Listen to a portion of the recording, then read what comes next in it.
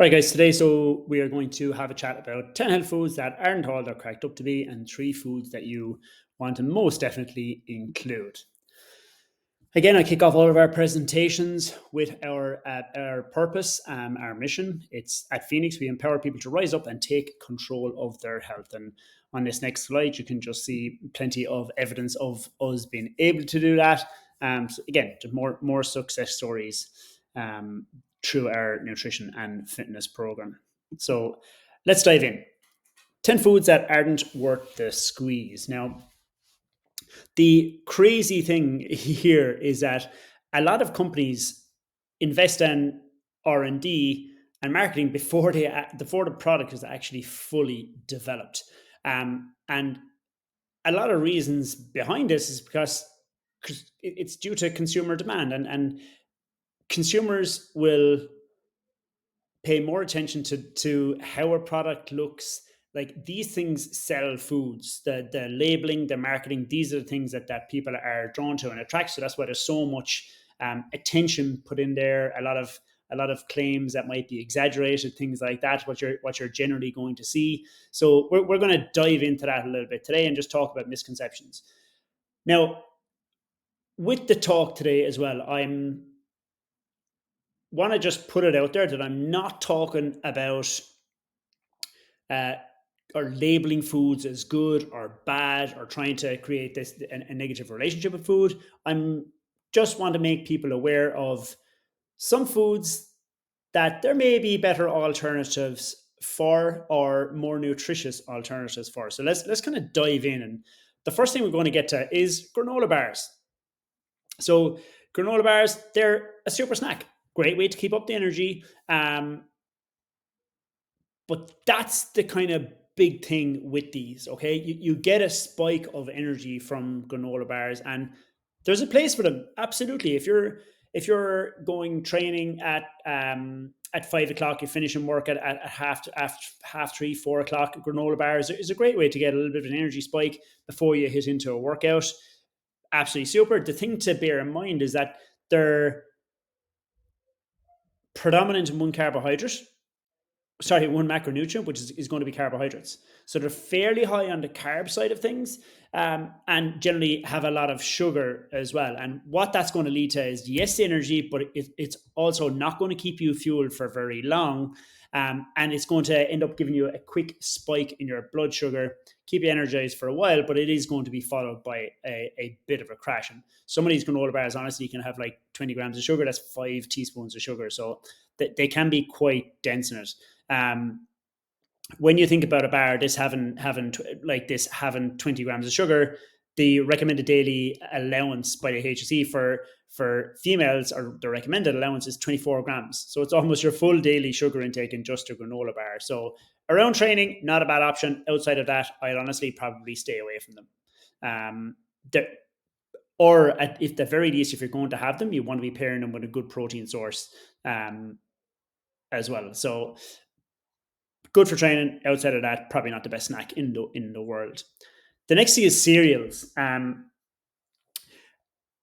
The 31% of the population have cereals for breakfast. That's a huge number. And when it comes to cereals, again, there's a time and a place where it might fit in for sure. But a lot of the time, cereal is marketed towards kids. Like, if you've ever been trying to go down the cereal aisle with a kid, they're dragging it. Can I get this one? Can I get that one? Look at the characters on this. Like, if you just look at the marketing on some of the labels here in this slide, it's very much geared towards kids, a lot of them.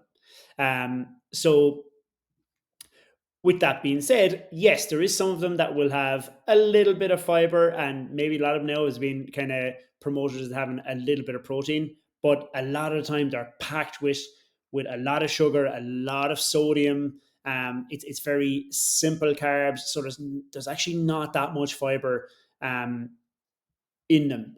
Again, your better options here might be some porridges, things like that, and we'll get into those in a while. But let's just take an example of a label. So this is a label off of Kellogg's brand. If you look here, 35 grams has 131 calories. And you might go, that's not bad. It's got 13 grams of sugar. That's 3 teaspoons of sugar in 35 grams, 1.6 grams of protein, minimal. Nobody ever ate 35 grams of protein or 35 grams of cereal. That's minimal. It's less than a handful of cereal. You're probably getting closer to the 100 grams of cereal when you're having it. You're guarantee you're having at least double what the recommended allowance might be. If you're curious, go weigh out your cereal the next time and have a look and see what a portion size actually is. And if you were to take into consideration that you were now having double this, that's going to be double all these numbers. So it's still only 260 calories. Probably not as much as you should be eating for breakfast, but you're getting 26 grams of sugar. Your recommended daily allowance of sugar in just the cereal, and only 3 grams, like you'd only have 3 grams of protein, so or 3.2 grams of protein. So probably not the best option. Again, they have a place if you're stuck or whatever, but outside of that, we should be looking at the more whole foods, the likes of eggs, always a good option, and your oats and things like that. Okay. Next, we're going to have a chat about about oats. So if we look at flavored porridges or quick oats, when we look at oats, generally, there are a lot of the health benefits of this promoted, which, yes, there's absolutely loads of health benefits when it comes to this. But the more processed the oats, the less nutrients are in them. So the more they process it, the more nutrients they lose. And especially when you go down the road of the quick flavored ones, like this. So quick oats here in a tub. Here's 2 different labels. The top one is your just normal old-fashioned oats.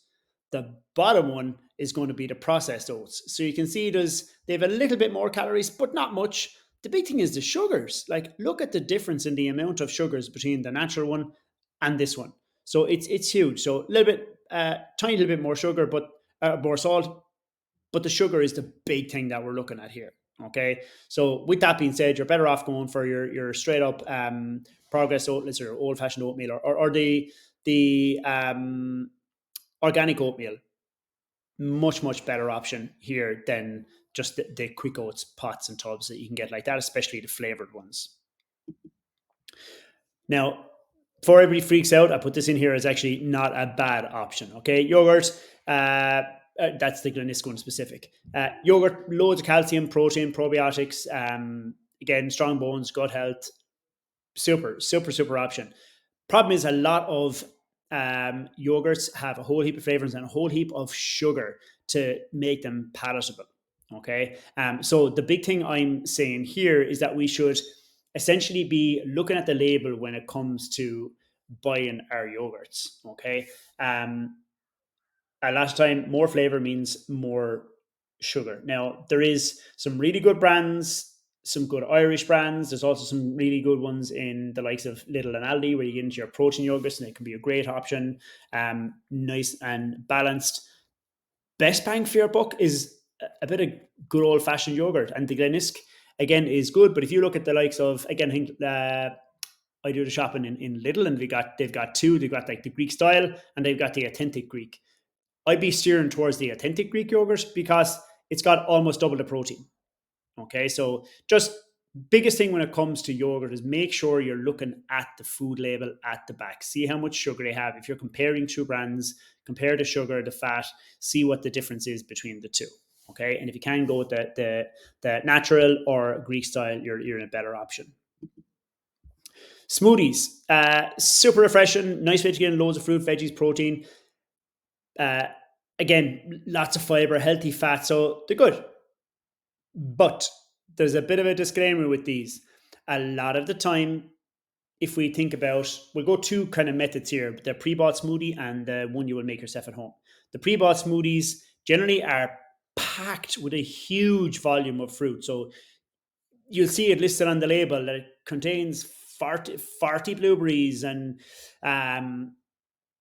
2 bananas and 5 apples, and like they're loaded and pureed. But when you look at that, you'd never sit down and eat that volume of food. So generally you'll see there being a huge amount of sugar. Yes, it's naturally occurring sugars, but it's still sugars and it's still going to have an inflammatory response in the body. So I'd be just very careful with buying the smoothies. And the other one is just when you go make the smoothies yourself, make sure you're trying to make it as balanced as possible. So you've got a protein source in there, be it protein powder or your Greek yogurt, making sure that you have like use water as the base liquid rather than milks and juices, things like that. Um, Making sure we don't overload in peanut butter. So, like, even the smoothie you make yourself, try and just be a little bit more controlled with the volume of stuff you're putting into it, because they can get, again, a little bit excessive. You'd be surprised how quick you could build up to a smoothie there being close to 1,000 calories, which would probably be too much for the majority of us, depending what your goals are. So just to be a little bit careful when it comes to the smoothies, especially the ones that you buy yourself. The next one is going to be the Acai. I'm going to say this wrong anyway, but acai is how I say it. Everyone to their own. But this is something that's seen a lot more as being publicized there as a as a superfood. There's lots of claims around the benefits to your brain, your heart, your overall health. But there's not a whole lot of evidence kind of backing it up. Great source of fiber, calcium, potassium, vitamin A. But that doesn't kind of make it a quick fix or the superfood that it's being claimed to be. So just to keep an eye out for that. A lot of the time, these bowls can be loaded with calories when you take into consideration the peanut butter and all of the toppings that go with it as well. So just to be a little bit careful, if you go to some place where you're buying one of these, you can absolutely go a bit easier on the topping, add more berries to the topping, less peanut butter. So you can play around with being able to change the quantities on these as well. Next one is sports drinks. We could talk about sports drinks all day. There's a huge list of them.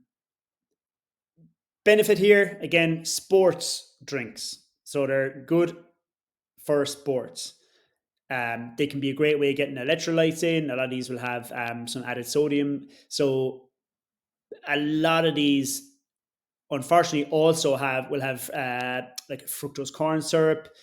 Again, more carbohydrate, and that's going to give you that spike while you're training.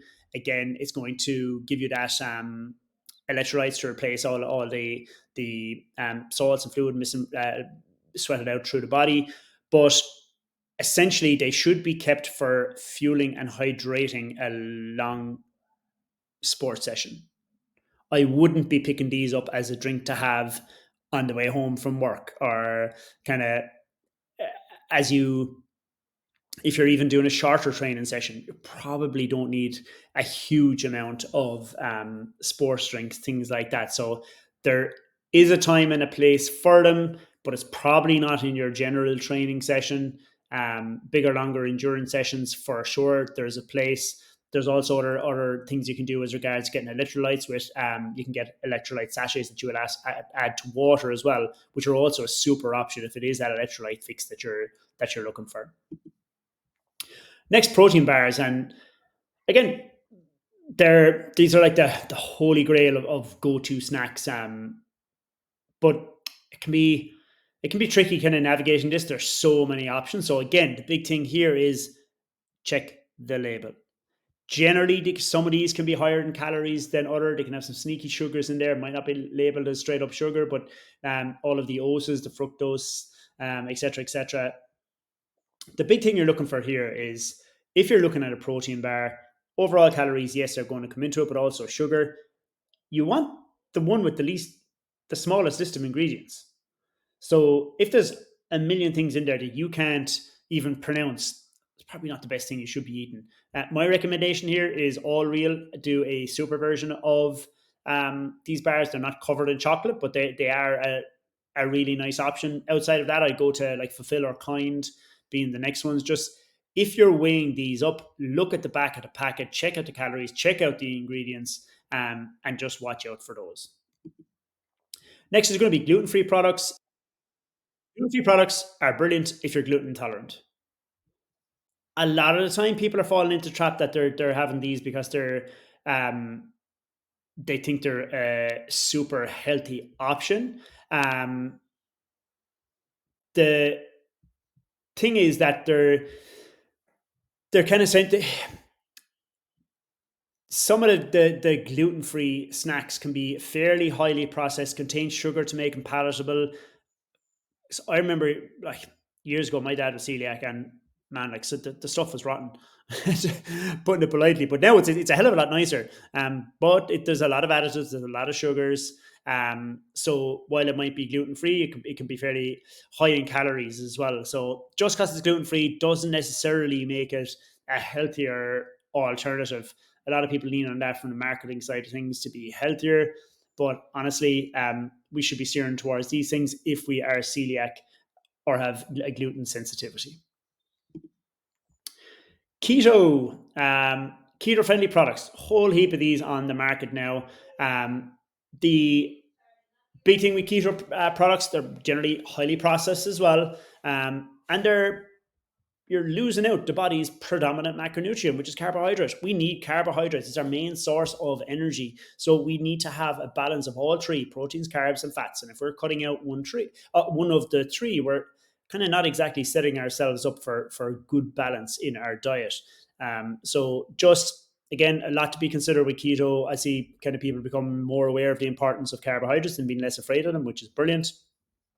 So just to be aware when it comes to those keto products, again, unless you have been for some medical reason told to steer towards those. Okay, that's 10 foods that, again, just to be aware of, not label them as good and bad, but that just there may be better options, more nutrient dense options, or more balanced options available that we may not have considered.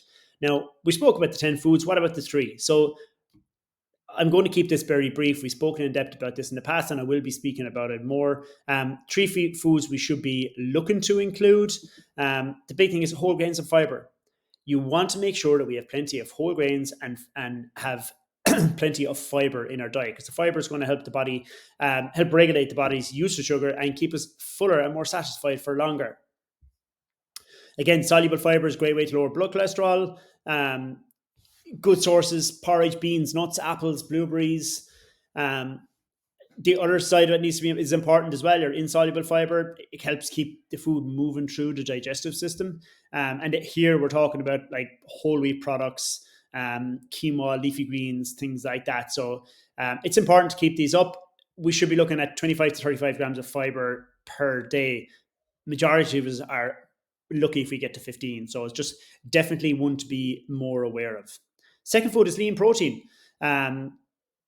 We're looking at, when I say lean protein, so we're looking at something that has less than 10 grams of fat and less than 4.5 of saturated fat per portion size. So when we talk about lean protein, again, it's going to keep you more satiated. It's going to help you build and maintain muscle, promotes weight loss, and just keep your body functioning properly.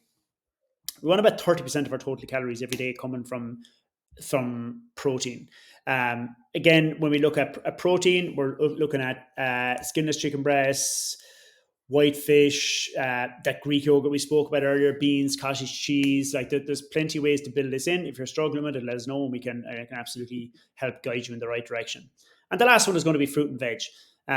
We want to ensure we have ample fruit and veg in our diet. It's going to fill us up on lower calorie, higher volume foods.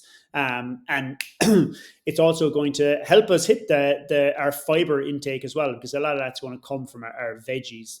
So looking at different options, fresh fruit's always a good option, but again, it might be worth looking at, if you're in a hold, have you got some frozen veggies there so you don't have to prep? Or again, there's different ways of being able to try and build them in. So just to kind of wrap that up, the three foods I want to make sure we're getting in there: whole grains and fiber, lean protein, and getting in plenty of veg. So that's our three foods that we should absolutely include. Thanks for listening to this, guys. If you have any questions about anything that we spoke about during this, or struggle with any of them, please reach out to us. Let us know. We're more than happy to help you navigate any of these that you might struggle with or want to try and implement. Thanks for listening.